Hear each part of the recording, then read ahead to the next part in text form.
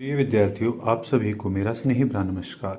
आशा करता हूँ आप सभी घर पर अच्छे होंगे।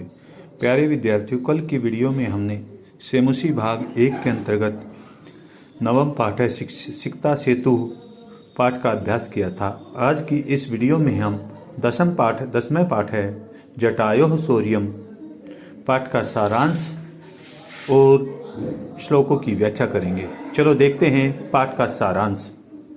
जटायु शौर्यम का अर्थ होता है जटायु की शूरवीरता। जटायु का नाम आपने सुना होगा, जो हमारी रामायण थी ना, उसमें जटायु एक पक्षी था जिसने माता सीता को जब रावण उठाकर ले जा रहे थे उस समय उसको रोका था। देखिए, इसमें प्रस्तुतो अयम पाठ्यांश है महर्षि वाल्मीकि विरचितम। यह प्रस्तुत पाठ महर्षि वाल्मीकि द्वारा रचित रामायण इत्यस्य ग्रंथ है अरण्यकांडात् स्मृत समुद्धतो अस्ति। यानी कि रामायण इस ग्रंथ के अरण्यकांड से लिया गया है, अरण्यकांड से लिया गया है। अत्र यहाँ जटायु रावणयोः युद्धस्य वर्णनम अस्ति। यहाँ पर जटायु और रावण के युद्ध का वर्णन है।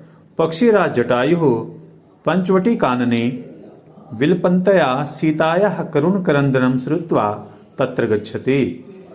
पक्षियों के राजा जटायु पंचवटी वन में रोती हुई सीता के करुण करंदन को सुनकर वहां जाता है।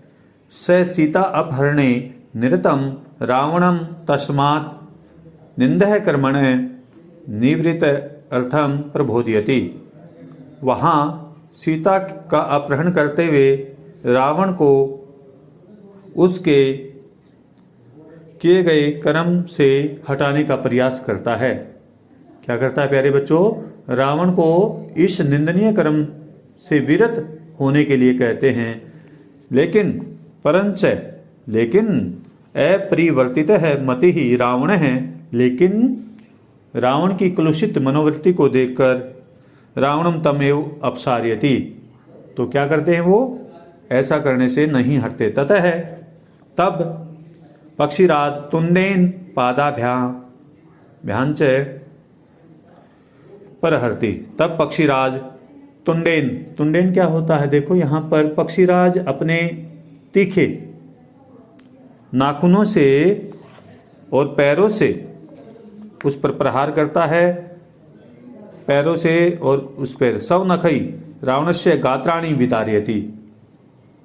यानी कि मनोवृत्ति को, सीता को छुड़ाने के लिए अपने तीखे नाखूनों और पंजों से वार करके उसको घायल कर देता है। यानी कि उसके शरीर पर काफी निशान कर देता है, उसको घायल कर देता है। एवंच इस प्रकार बहुत प्रकार से कर्मेण कर्म से रावण है भगन धनवा हतसारथी हताश्व वर्णी वीरथः च संजात है। इस प्रकार करने से रावण का धनुष टूट गया और सारथी यानी कि उसका रथ टूट गया। और क्या हो गया? उसके घोड़े मारे गए। ठीक है, यानी कि प्यारे बच्चों, सारथी भी मारे जाते हैं और वह पृथ्वी पर क्या हो जाता है? गिर जाता है। खगाधिपस्य पुनः अतिशय प्रहरई वर्णी महाबली रावण मूर्छितो भवति। और रावण भी क्या हो जाता है? महाबली जो था ना, वो उसके अनेक प्रहारों से मूर्छित हो जाता है, यानी कि बेहोश हो जाता है। चलो अब देखते हैं पहला श्लोक। सा तदा करुणा वाचो विलपन्ते ही सुदुखिता वनस्पति गतम गृद्धम दैदृश आयत लोचना।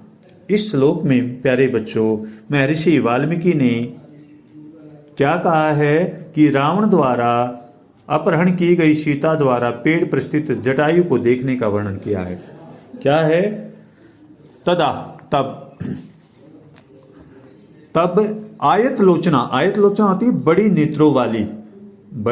नेत्रों वाली या विशाल नेत्रों वाली।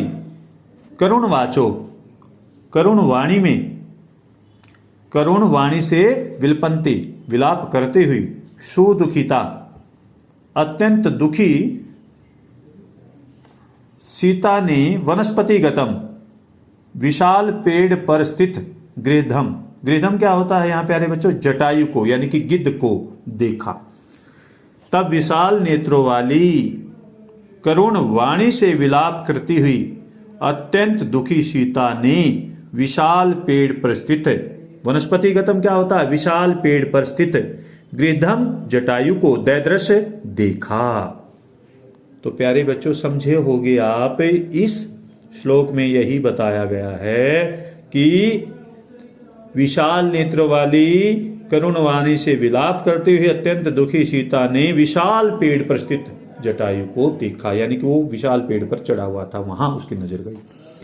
दूसरा श्लोक देखिए, जटायो हो पश्ये माम आर्य ह्रिय माणाम अनाथवत अनेन राक्षस इंद्रेण करुणम पाप कर्मणा। इस श्लोक में प्यारे बच्चों इस पद्यांश में सीता द्वारा जटायु से उसे देखने की प्रार्थना करने का वर्णन कहा है कि उसने क्या कहा? आर्य जटायु। यहां जटा देखो प्यारे बच्चों, माम आर्य, आर्य क्या होता है? आर्य। और जटायु, जटायु का मतलब जटायु, यानी कि क्या कहा? हे आर्य जटायु, हे आर्य जटायु। पाप कर्मणा क्या होता है? दुष्कर्म करने वाले। पाप कर्मणा का मतलब दुष्कर्म करने वाले। राक्षस इंद्रेण, इस राक्षस राज रावण के द्वारा अनाथवत, अनाथ की भांति, अनाथ की भांति ह्रियमाण ले जाती हुई को, यानी कि अनाथ की भांति करुणायुक्त ले जाती हुई मुझे देखो। हे जटायु, हे आर्य जटायु, दुष्कर्म करने वाले, दुष्कर्म करने वाले यानी कि पाप कर्म करने वाले इस जटायु, यानी कि इसे मुझे मेरी तरफ देखो। कहने का अभिप्राय प्यारे बच्चों यही है कि सीता माता ने जटायु से कहा, दुष्कर्म करने वाले इस राक्षस राज इंद्र के द्वारा अनाथ की भांति करुणा युक्त मैं ले जाई जा रही हूं, मुझे देखो। तीसरा श्लोक देखिए प्यारे बच्चों, तम शब्दम सुप्त है तु जटायु रथ सुश्रुवे निरीक्षय रावणम क्षिप्रम वेदेहिम च दैदृश सह। यहां पर क्या कहा है प्यारे बच्चों? सुनिए। तम, उस, शब्दम, शब्द को, सुश्रुवे, सुन करके, शुप्तस्तु, सोए वे, जटायु रथ, जटायु ने सुना। यानी कि यहां पर कहा है प्यारे बच्चों कि तब सोते हुए उस जटायु ने उस शब्द को सुना और निरीक्षय रावणम, रावण को अच्छी तरह से देखा। देख कर फिर क्या किया? क्षिप्रम वेदेही, वेदेही सीता को, और जल्दी ही उसने सीता को भी देखा।